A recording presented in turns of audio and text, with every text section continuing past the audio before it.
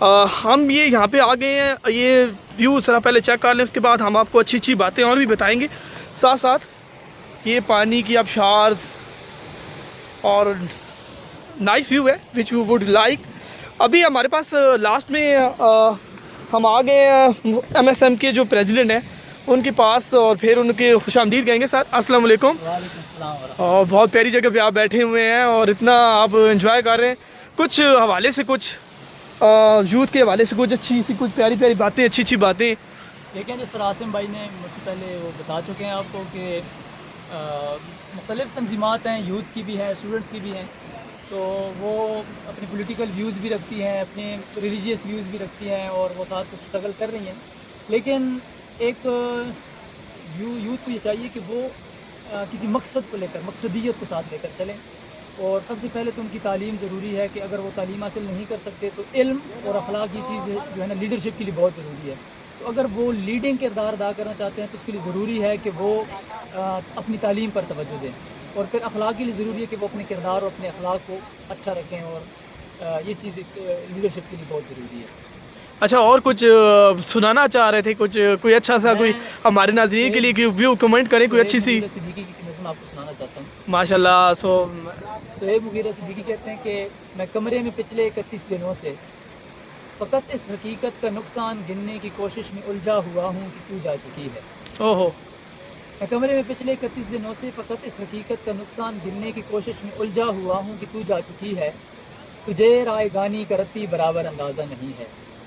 تجھے یاد ہے وہ زمانہ جو کیمپس کی پگڈنڈیوں پہ ٹہلتے ہوئے کٹ گیا تھا.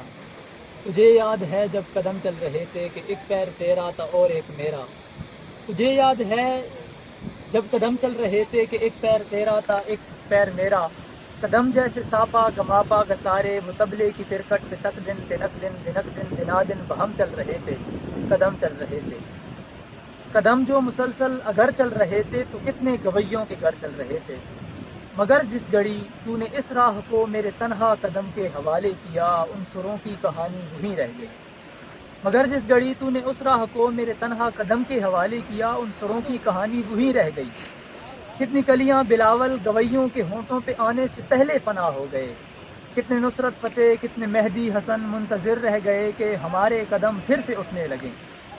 تجھ کو معلوم ہے جس گھڑی میری آواز سن کے تو ایک زاویے پہ پلٹ کر مڑی تھی، وہاں سے ریلیٹیوٹی کا جنازہ اٹھا تھا، کہ اس زاویے کی کشش میں ہی یونان کے فلسفی سب زمانوں کی ترتیب برباد کر کے تجھے دیکھنے آ گئے تھے، کہ تیرے جھکاؤ کی تمثیل پر اپنی سیدھی لکیروں کو خم دے سکیں، اپنی اکڑی ہوئی گردنوں کو لیے اپنے وقتوں میں پلٹیں، جیومیٹری کو جنم دے سکیں.